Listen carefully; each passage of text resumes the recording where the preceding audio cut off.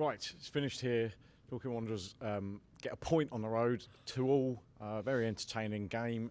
We are in the only part of the ground that's still got a little bit of light. Mark, your thoughts on that tonight? I thought we were just exceptional in terms of, in terms of the phase of the play. There's, if you come and watch Dorking, like we need to perfect both boxes, right? Yep. And Dover are a magnificent threat in high areas. Boys that score goals, and they had chances. We had a shaky spell. Yep. We went to a back four, nullified that, and that changed everything. And apart from hitting the bar second half, they didn't really have a shot. But listen, I thought if you crossed the 90s, some of the play from us was exceptional. Yep. The pitch wasn't easy. The keepers pulled off. The Dover keepers pulled off some magnificent saves, one of which, when you watch it back on the highlights, it's got to be save of the season. Yep. And we basically conceded 2 goals totally against a run of play, and we showed a lot of resilience to stay in the game. Mm-hmm. And I think if you take your eye off the points tally or the score and you look at the performances, right, that was a dogged performance, never say die, brilliant patterns, brilliant actions. Mm-hmm. And I'm just calling it as I see it, James, right? Yep. I'm never going to play the game. I'm never going to sit here and go, we need to do this. Last third, obviously, we need to find our solution. But we've scored 2 goals in a game where we've missed ample opportunities, and their keeper's made a couple of magnificent saves. Yep. If we get it, we've got to get it right in both boxes. Mm-hmm. We've got to stop conceding, and we need to score more. And that's the art of any great football team. So, I thought the boys were, they were exceptional. And I think the fans really recognised that we're here. Yeah. That is one hell of a good performance, and everything that's been happened again tonight. Goals against a run of play, goals we shouldn't concede, and loads of chances we should take. So nothing changed. We didn't really improve that, but what we did show was there isn't a team, I don't think, that will play the way we play. And we're really, really gelling in that respect. And we've got a lot of players in good form. So I am delighted with that. We had good fun here tonight as well. Yeah. The crowd were great. We had good fun with them. Mm-hmm. And we'll take the point, hopefully later in the season, or, these points should be 3 points. On the balance of play and chances, that's a game that I believe we should win. But we did afford Dover opportunities to win that game, albeit it was like a real spasm of activity when we sort of got caught a bit short. But 2 goals against a run of play. Couldn't have been more against a run of play, the second one. Mm-hmm. And I thought the boys done a great job, James, getting something out of it. We easily could have won that game. Great chance at the end with Vincent. Amazing back to front play. Mewett, Denon. It was Euro 96. Lays it off to Frank Vincent. And you're thinking, 3-2. Yeah. So, look, I think their keeper was their best player. Yeah. And that tells you what you need to know. You must have been slightly, obviously, you just touched on it there, disappointed with the goals, in particular the second one, because it's, from where we're standing, it's just route one, isn't it? It's a bit old-fashioned. He's just launched it forward and the lads run onto it and scored, and kind of no intervention in that passage of play. We had an extra man at the back, and the problem is sometimes you've got so much of the ball that we had 2 centre-backs marking 1 forward, but we had so much of the ball, we ended up quite split, and he'd isolated himself 1v1, and we just got caught cold with a ball over the top. Terrible goal to concede because we was dominating on another level. Mm-hmm. And I think if we don't concede that goal, we obviously go on to win it, I'm sure. But look, we've got to improve in both boxes. Yep.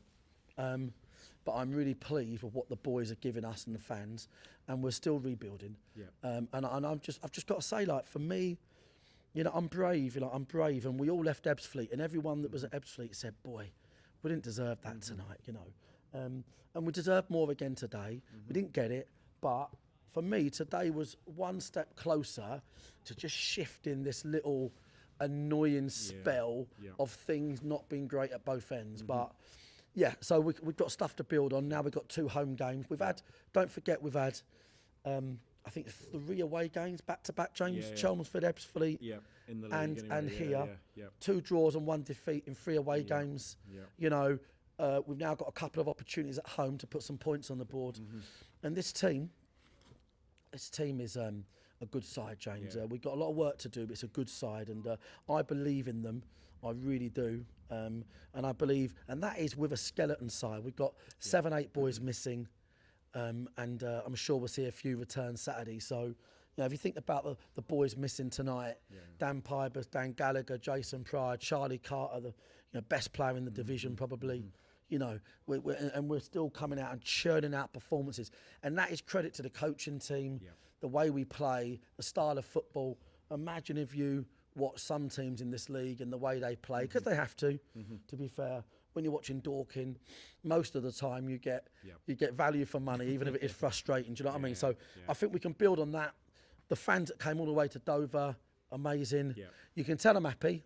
I'm happy because the boys found a way to not make that a disappointment, and I'm happy because if I'm a neutral and if I'm an honest football fan, I walk away from that thinking, Jesus, Dorking Wanderers are one hell of a side. They are one hell of a side, and it doesn't mean anything if you can't find a way to win games, but it's something to build on because it could be a lot worse. You know what I mean? Absolutely, yeah. We spoke, didn't we, a little bit about luck. And the woodwork did help us out a little bit, didn't it? Post a couple of times and a crossbar as well. So we kind of had that, but the resilience of the players to come from behind twice. And I also think that perhaps if there'd been another 10 minutes to go in that game, we probably would have gone on and won it, because I think we looked stronger and fitter as well as that game went on. You know, Dover's prowess is their front line, and that's how they got promoted. I think Jake does a great job with the boys. He plays in a way that makes them effective. He's got good height, etc. And for me tonight, we afforded them too many opportunities. I mean, if the game had been 10-6, no one would have been surprised. We allowed them at times too many shots off, too many moments. But hard to play against. Balls put round the corner. It's old school. Balls round the corner. People running off round the corner. Boys that want 1v1 moments. Hard to play against. But that's why in them games you need to be 2-0 up, James. You know, the start we had before their goal, we're absolutely dominating. Amazing chances.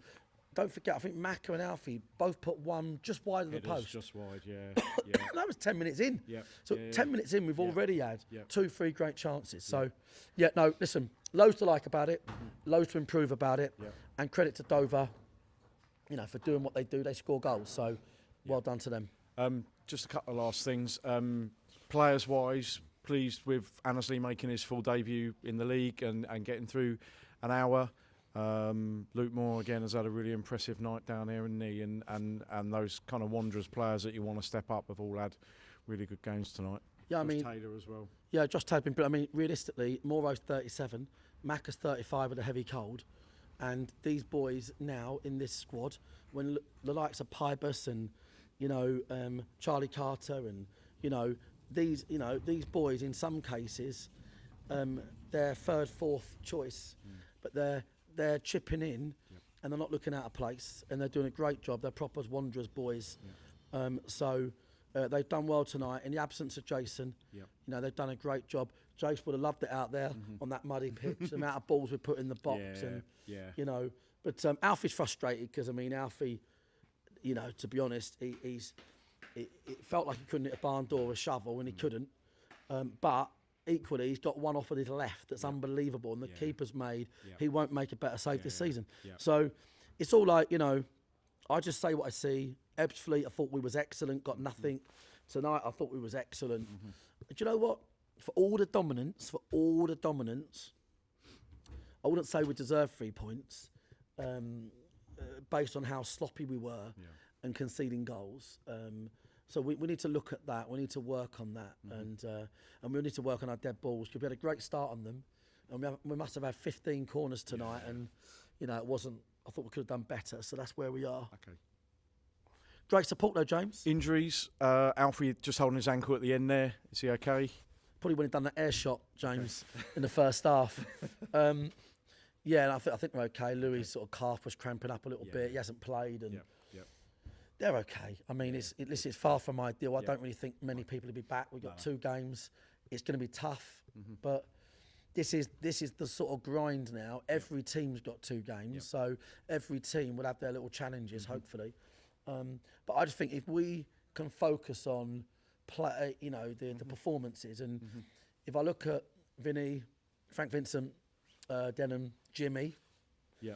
there's some boys having a good spell, and that's great for us. Mm-hmm. Yeah. And And Frank's doing multiple jobs as well in the team, isn't he, in terms of his positions that he's playing?